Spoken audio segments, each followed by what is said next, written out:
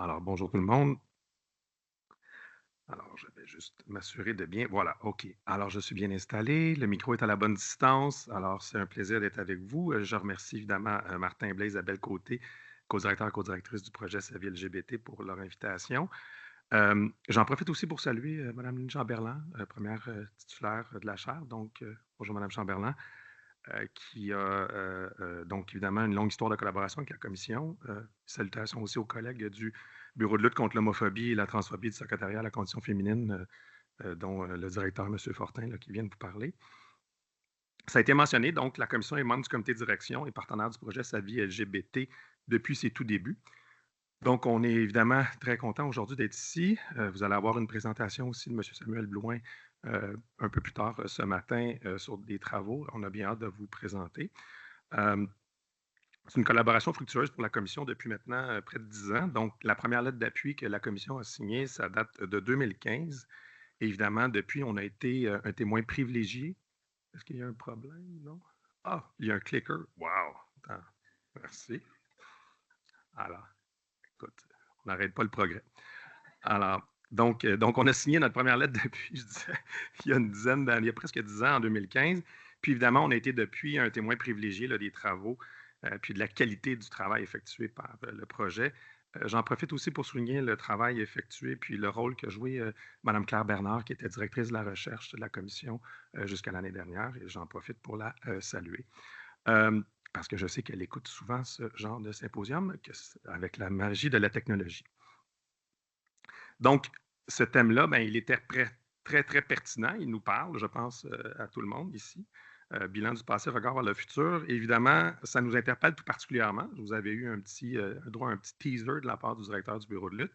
Effectivement, donc c'est un peu le regard que je veux faire avec vous aujourd'hui sur le rôle de la commission à travers sa propre histoire, qui d'ailleurs va célébrer le 50e anniversaire de la charte l'année prochaine en 2025.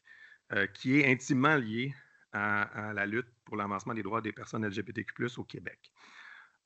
Donc, après quelques rappels sur la commission, je vais vous proposer aussi de prendre acte des avancées permises par la charte et je vais terminer en évoquant quelques pistes qui pourraient nous outiller pour la suite de la réflexion sur la mise en œuvre des droits des personnes LGBTQ+.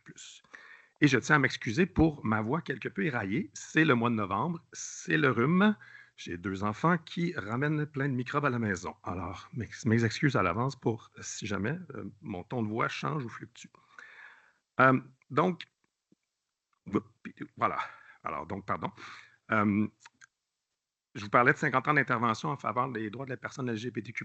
Donc, l'action de la commission, elle découle de la Charte des droits québécoise de liberté de la personne, qui a été créée, qui a été adoptée en 1975.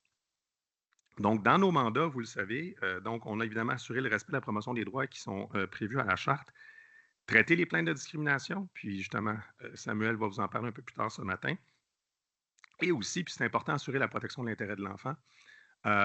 J'en parle parce que aussi en matière de protection de la jeunesse, on parlait tout à l'heure, le professeur Blais parlait des regards croisés, puis de la présence de l'intersectionnalité, puis de la présence des enjeux LGBTQ+. Bien évidemment, en droit de la jeunesse, on a eu des présentations aussi de comités de jeunes, donc vraiment des réalités vécues par les jeunes en protection de la jeunesse, en matière de respect des droits LGBTQ+. Ces enjeux-là aussi sont discutés, sont là. Hier, j'étais aux États généraux sur l'itinérance qui se déroule présentement à Québec, plus de 400 personnes réunies par le réseau Solidarité Itinérance du Québec et des ateliers en cours. Et donc, les phénomènes de l'itinérance, c'est les personnes LGBTQ+, les particularités. Donc, vraiment, on voit les enjeux LGBTQ+, traités pour l'ensemble des différentes actions dans lesquelles la commission intervient. Donc, évidemment, on a mis à contribution plusieurs de nos responsabilités en matière de respect des droits des personnes LGBTQ+, soit l'analyse de la conformité de la charte, des projets de loi et des règlements, et on va y revenir un peu, les recherches sur les droits et libertés, puis ben, Samuel, encore une fois, là, je ne veux pas mettre trop de pression sur ses épaules, mais ça va vous donner un exemple très concret de ça. La partenariat avec le projet Sa vie LGBTQ+, en est un également. La coopération avec des organismes voués à la promotion des droits. dans le cadre de consultation ou dans le cadre de notre table de concertation des organismes de défense de droit. Donc, plusieurs organismes dont sont membres qui représentent la communauté. L'éducation et la promotion des droits également. L'offre de formation, maintenant, c'est la beauté aussi de la technologie. On a beaucoup de formations asynchrone. Ça nous permet aussi de rejoindre le plus d'intervenants possible. Et évidemment, on a traité plus de 1800 plaintes, là, vous le voyez, pour discrimination sur la base du sexe, l'orientation sexuelle et l'identité et l'expression de genre. Donc, je le disais, on est un des partenaires des premiers jours du projet SAVI. Donc, évidemment, dans le volet analyse des politiques publiques, c'est vraiment ce volet-là dans lequel la commission a été beaucoup plus impliquée. Et donc, c'est à quoi je faisais référence. Donc, on a mené une analyse des plaintes que nous avons reçues pour discrimination en emploi sur la base de l'orientation sexuelle et de l'identité ou l'expression de genre. Et donc, je vais me taire maintenant pour ne pas se couper mon collègue plus tard. Évidemment, la ligne du temps, évidemment, vous la connaissez, elle est disponible en ligne. Cette ligne du temps réalisée par le projet SAVI, on la trouve particulièrement intéressante à la commission parce qu'elle illustre à quel point l'histoire de la charte de la commission est étroitement liée à l'avancement des droits des personnes LGBTQ+. Puis je vous invite, si vous ne l'avez jamais vu, à la consulter en ligne et à aller cliquer. C'est extrêmement intéressant comme outil. Je veux parcourir avec vous rapidement quelques dates. C'est important de se rappeler un peu de certaines dates, de prendre acte de ça. Peut-être certaines des choses que je vais vous parler, vous êtes déjà familier, donc je m'en excuse à l'avance. Mais je pense que c'est important de prendre acte de ces avancées-là. Premièrement, alors donc, l'adoption de la charte, je le disais. D'ailleurs, le projet de loi qui a créé la charte a été déposé en octobre 1974, donc il y a un peu plus que 50 ans. L'adoption s'est faite le 27 juin 1975. Donc, et la commission qui a été créée par le fait même est entrée en fonction en 1976. Il faut comprendre, et on parle souvent de l'orientation sexuelle, puis je vais y venir, mais il faut comprendre que dans les débats qui ont précédé l'adoption de la charte, il avait été proposé d'inclure l'orientation sexuelle parmi les motifs interdits de discrimination à l'article 10. Mais cette proposition-là n'avait pas été retenue à ce moment-là. Puis on parle de 74-75. Donc, il y a eu des débats. Il y avait eu un article célèbre du professeur Jacques-Yvan Morin dans les années 60 qui interpellait la classe politique québécoise pour dire pour une charte des droits de l'homme. C'était les usages, la terminologie en application à cette époque. Et donc, le projet de loi ultimement déposé par le ministre de la Justice de l'époque, Jérôme Choquette, a donné lieu à l'adoption d'une charte, mais sans la mention orientation sexuelle. Donc, ce que je veux vous parler des regards croisés, charte, commission, droits des personnes LGBTQ+, c'est qu'il a donc fallu attendre un an plus tard, après l'entrée en fonction de la commission. Pourquoi? Parce que c'est d'ailleurs une des premières recommandations de la commission des droits. Ça a été de dire, bien là, il faut ajouter orientation sexuelle. Il manque un article à 10. Il manque quelque chose à 10. OK? Donc, vous avez ici un peu dans l'acétate, cet ajout qui, évidemment, ça devenait la première loi au Canada qui interdisait la discrimination fondée sur l'orientation sexuelle. Donc, c'était un élément important pour la commission parce que ça montrait aussi pour la commission puis pour la société québécoise le rôle qu'elle pouvait jouer dans l'avancement des droits et aussi dans les propositions de modifications législatives nécessaires pour justement protéger les droits de l'ensemble des personnes. Alors donc, première décision, puis ça, j'aime ça y revenir parce que c'est quelque chose qui est peut-être moins connu. Alors donc, en 1982, la commission avait obtenu devant la Cour du Québec la discrimination sur la base de la transidentité. On était en 1982, donc évidemment, et on avait reconnu ça comme étant interdit en vertu du motif état civil, parce qu'il y a différents motifs, 13 motifs à l'article 10, je ne vous fais pas l'énumération aujourd'hui, mais évidemment, le motif identité de genre, il n'existait pas à ce moment-là. Donc, il avait été plaidé sur ces questions-là, et Il y avait eu, dans ce cas-là, gain de cause. Puis, ben, si vous lisez un peu les détails du motif, on voit aussi le style de jugement de l'époque. Donc, dame des points, là, c'est plus en usage aujourd'hui, mais simplement pour vous dire que dès 1982, la commission avait joué son rôle, qui est un autre de ses rôles dont je vous parlais tout à l'heure, son action juridique, son action judiciaire. Donc, en utilisant les outils dont elle disposait, les motifs de 10, puis en les interprétant de façon large et libérale, ce qui est l'interprétation nécessaire pour les chartes des droits, là, ce qui a été reconnu par la Cour suprême depuis de nombreuses reprises. Et donc, un premier jalon, si on veut, judiciaire. Parce que là, je vous parlais d'un jalon législatif en 77 avec orientation sexuelle. Là, c'est un premier jalon judiciaire. On saute 12 ans plus tard. Donc, on est au milieu des années 90 et la commission mène une importante consultation publique sur la violence et la discrimination envers les gays et lesbiennes au Québec. Parce qu'elle répondait à ce moment-là à une demande pressante des personnes concernées qui faisaient, entre autres, face régulièrement à des descentes policières dans les bars, puis dans les autres lieux de sociabilité qu'elle fréquentait. Il faut se rappeler, ou il faut apprendre, peut-être il y a des gens qui ne le savent pas, dans les années précédentes, il y avait eu 9 hommes homosexuels qui avaient été tués dans la région de Montréal, qui avaient suscité un grand sentiment d'inquiétude dans la communauté. Puis le rapport de cette consultation-là, elle contenait d'importantes recommandations concernant la santé des services sociaux, les relations avec la police et la conformité des lois avec la charte, notamment en ce qui a trait aux dispositions qui limitaient les droits pour les conjoints homosexuels. Donc, ce rapport-là, vraiment, de l'illégalité à l'égalité, hein, donc, avait été salué à l'époque. Et 2 ans plus tard, une modification à la Charte des droits et libertés de la personne. Donc, il n'était plus permis de se baser sur l'orientation sexuelle pour établir des distinctions dans les différents régimes d'assurance et avantages sociaux, parce que oui, il y avait un article, l'article 137 de la Charte, qui prévoyait cette dérogation. Alors, ces changements-là, hein, ces itérations-là, ces différents rapports-là ont mené à différentes modifications, puis ça, c'en est une. Donc, modification législative. On revient du côté judiciaire. Donc, encore une fois, une décision, cette fois-ci du Tribunal des droits de la personne, qui a été créé en 1990. Donc, le motif de discrimination sexe protège également, et là, encore une fois, ce sont les termes en usage en 1998, l'état de transsexualisme et la personne en transition de genre. Donc, c'est l'affaire Maison de Jeunes.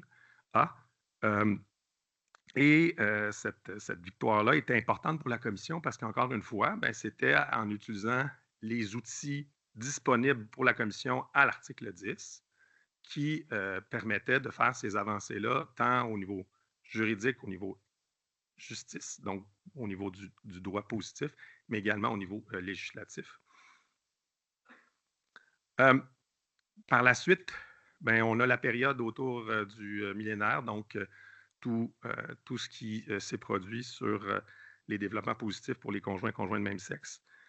Puis évidemment, tout ça aussi, ça suivait des recommandations de la Commission, donc en 1999, pour la révision de la législation, le PL 32, qui modifiait les lois et les règlements pour reconnaître les conjoints de fait de même sexe. Puis en 2002, ben, l'union civile, qui était une institution similaire au mariage, donc les droits parentaux pour les couples homosexuels. Donc tout ça, ben, ça s'est construit à travers des recommandations, des actions judiciaires. Évidemment, je ne veux pas passer sous silence aussi le rôle de la société civile, des organismes. Évidemment, vous aurez compris que ce matin, mon regard est plus porté sur celui de la commission, mais je sais sans enlever aussi le rôle d'autres organismes qui ont joué un rôle important à ce moment-là. Donc, en 2003, la commission a fait un bilan parce que c'était le 25e anniversaire en 2000, donc un gros bilan de ces observations dans un rapport sur un peu les constats 25 ans plus tard après l'adoption de la Charte.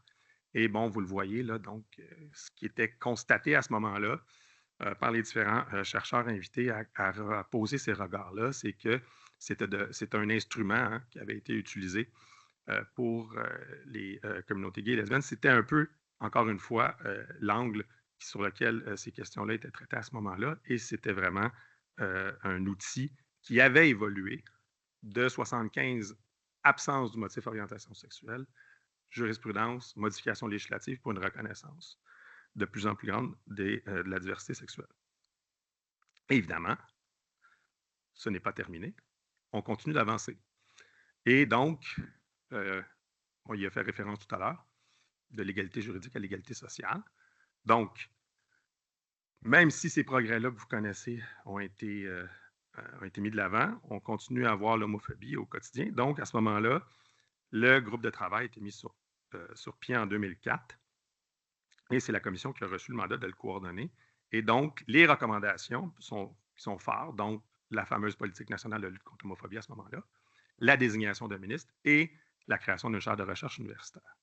Donc, ces trois recommandations-là émanent des travaux et de cette concertation-là, de cette pression sociale-là, à la fois sur le gouvernement et aussi du rôle de la commission qui a su prendre ces éléments-là, les traduire en un rapport qui a par la suite été qui a été appliqué.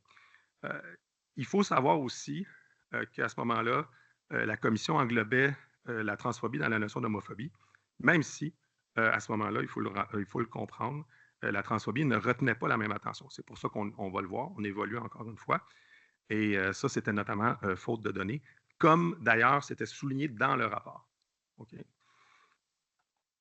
Alors, cette fameuse politique, on y a fait référence, 2008-2011, la désignation d'un ministre en 2008, la politique en 2009 et le plan d'action avec le bureau de lutte en 2011.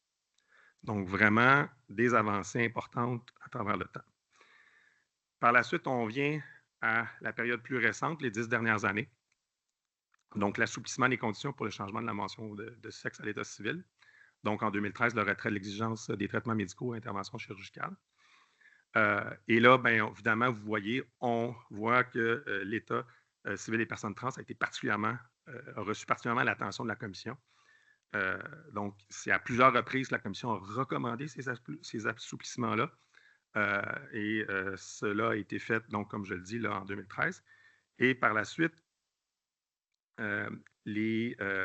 l'élargissement des personnes mineures à certaines conditions. Donc, ce qui est arrivé, c'est qu'au fil des décennies, ça avait été déjà élargi aux personnes mariées, mais ça a été aussi élargi aux personnes qui n'avaient pas subi d'intervention chirurgicale et plus récemment, en 2022, aux personnes résidentes mais non citoyennes. Donc, on voit là, encore une fois, tranquillement, morceau par morceau, on vient placer, on vient donner plus de robustesse au droit, puis pas simplement par l'outil qu'est la charte, mais aussi dans toutes les lois et règlements applicables au quotidien pour les personnes LGBTQ+. Et puis évidemment, ben là, ça, je pense que tout le monde le sait, c'est en 2016. Puis vous le voyez en bas, là, pour ceux qui ne sont pas des juristes dans la salle, mais vous voyez 75, 77, 78, 82, 2016, là, c'est ça les dates dont je vous ai parlé. Hein? Donc 75, l'adoption de la charte, 77, orientation sexuelle, 78, je vous le dis, c'est personnes handicapées. Ça n'était pas dans la version initiale. Les gens oublient ça. En 75, personnes handicapées, la discrimination des personnes handicapées n'était pas dans la charte, dans la version initiale. Ça a pris 3 ans. Encore une fois, il a fallu que la commission recommande. Quand on parle d'intersectionnalité, c'est ça aussi. Hein? C'est ça le rôle de la commission, c'est de dire, ben là, il manque des motifs à 10. Et puis, donc, vous voyez aussi, en 2016, le dernier ajout, puis il n'y en a pas eu depuis, l'identité ou l'expression de genre. L'interdiction des thérapies de conversion également, PL 70, donc en pleine pandémie. Donc, projet de loi déposé. Et donc, encore une fois, un appui de la commission là-dessus pour renforcer la mise en œuvre des personnes trans non-binaires. On avait également salué cette interdiction-là, puis on s'était fait confier aussi, il y avait une responsabilité de mesure d'information dans le sujet de plan d'action qui a découlé de cette loi-là. Donc, le rôle de la commission, encore une fois, son chapeau judiciaire, son chapeau recommandation, mais son chapeau aussi d'éducation au droit. Donc, ce mandat-là aussi a été confié à la commission. En 2022, ben là, on est venu reconnaître les identités de genre non-binaire, donc la mention de sexe X. Tout ça à travers le PL2. Évidemment, encore une fois, regard croisé judiciaire législatif, bien évidemment, vous le savez, c'est le jugement de la Cour supérieure dans l'affaire Centre de lutte contre l'oppression des genres. Ça a forcé le législateur Mais il y avait aussi d'autres éléments dans PL2 qui n'étaient pas couverts par la décision de la Cour supérieure. Et la commission en a formulé plusieurs recommandations. Donc, ce mémoire-là demeure très actuel. Il nous a beaucoup aussi servi pour ce qui a cours présentement, puis je vais y venir. Mais notamment que la mention du sexe X soit aussi autorisée sur la carte d'assurance maladie et le permis de conduire. Vous le savez, ceci maintenant est chose faite. Cela dit, il reste encore des éléments, mais vous le voyez tranquillement, morceau par morceau. On travaille de façon judiciaire, de façon législative, de façon réglementaire et également tout en s'assurant d'éduquer aussi puis de faire de l'information au droit. Donc, ces avancées-là. Maintenant, on se retrouve avec des mesures d'information et de sensibilisation, parce que ce qu'on se rend compte, c'est que c'est ça un gros travail qu'il y a à faire. Il y a un gros travail d'éducation auprès de la population québécoise. Donc, le plan d'action gouvernemental de lutte contre l'homophobie et la transphobie 23-28. Donc, encore une fois, la commission collabore aux mesures que vous voyez à l'écran, parce que ça demeure un enjeu qui nécessite énormément d'action de la part des autorités publiques. Puis la commission, modestement, y contribue. On ne peut pas le faire seul. Le bureau de lutte le fait. D'autres acteurs étatiques y contribuent également. Il y a un paquet de mesures là-dedans qui viennent assurer l'égalité des personnes LGBTQ+. Et je vous parlais de dossiers judiciaires. J'y reviens. Donc, vous l'avez peut-être vu passer cet été. Donc, une décision du tribunal des droits de la personne. Donc, c'est une décision maintenant basée sur le motif identité ou expression de genre. Donc, ajouté. Alors, donc, on a remporté une victoire pour une femme trans victime d'un refus d'embauche discriminatoire. Elle est particulièrement intéressante. La personne a obtenu 14 000 en dommages et intérêts moraux et punitifs, mais surtout parce que le tribunal fait un jugement très développé. C'est le premier jugement sur ce motif-là aussi développé. Et fait des rappels. Donc, parce que l'employeur là-dedans avait soumis des arguments à l'effet que l'emploi dans le bar, parce que c'était le bar Lucky 7, vous le voyez, la compagnie numéro qui est là, pourrait mettre la femme trans à risque parce que les clients pourraient poser des gestes et donc que le bar faisait ça finalement pour protéger la personne contre elle-même. Alors, évidemment, le tribunal a rejeté cet argument-là en disant que c'est la responsabilité de l'employeur d'assurer la sécurité du personnel. C'est un petit peu inversé. Hein? Et le bar avait également argumenté que la clientèle de son bar était vieux jeu. Je mets des guillemets. Puis, le tribunal a aussi rappelé en disant les préjugés, les discriminations de la clientèle, ce n'est pas une justification légalement qui se tient, qu'on peut argumenter. Donc, a donné gain de cause à la commission dans ce dossier-là. Et évidemment, à la personne qui a obtenu les dommages. Alors, vous le voyez, donc, cette évolution-là. Et là, ce premier jugement, comme je dis, quand même étoffé, une grosse revue de la jurisprudence, de la littérature. Donc, un jugement assez costaud, on était bien contents. Je vais demander le verre d'eau. Donnez-moi une seconde parce que je vous jure, là, mon petit rhume, il me rattrape.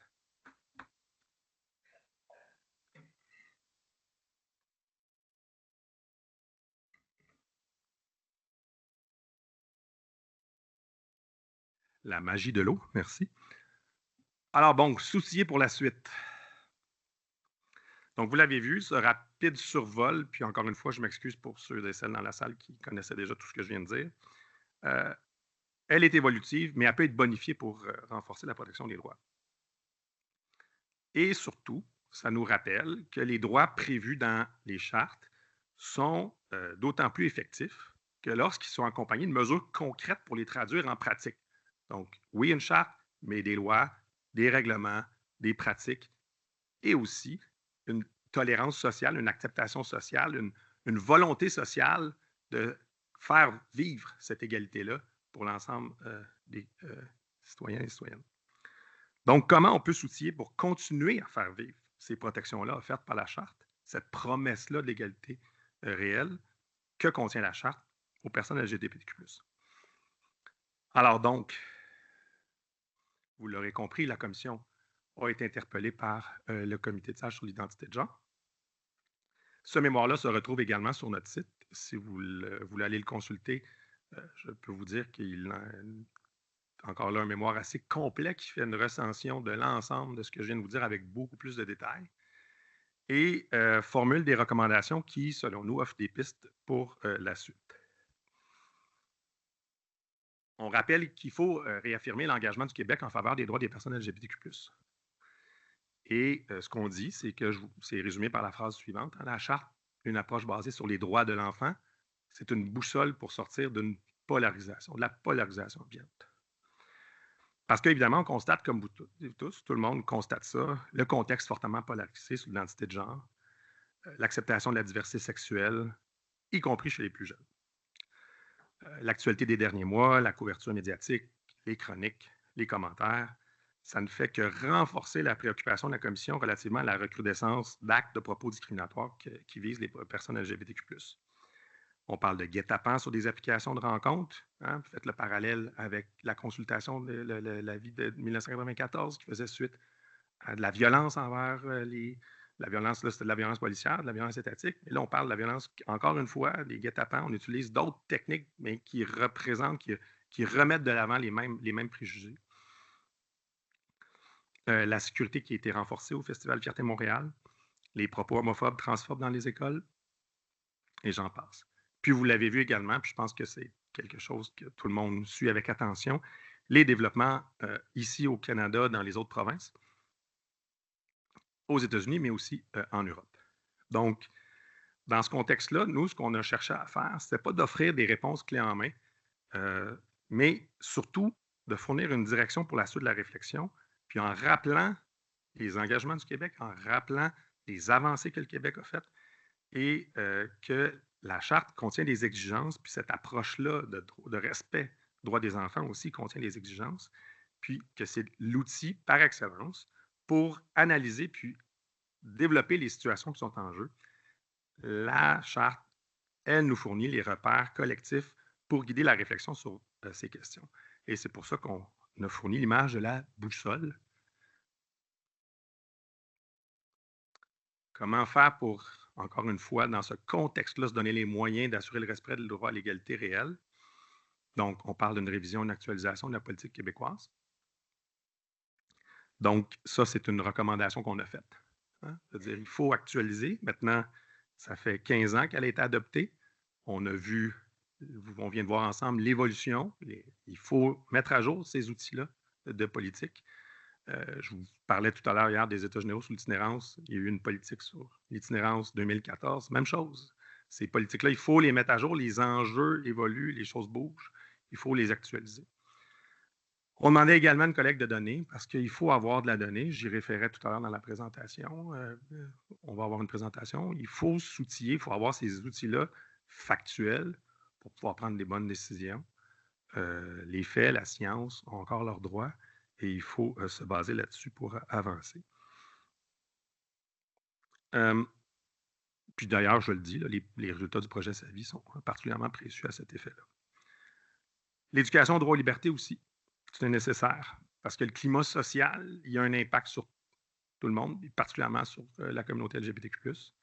Alors, c'est sûr, certain que cette question-là du climat social, puis ce regard-là intersectionnel, nous, on le voit à la Commission dans l'ensemble des enjeux qu'on traite, les enjeux de racisme, les enjeux d'itinérance, les enjeux en matière de protection de la jeunesse. On est encore beaucoup dans les préjugés, on lutte contre ces préjugés-là constamment.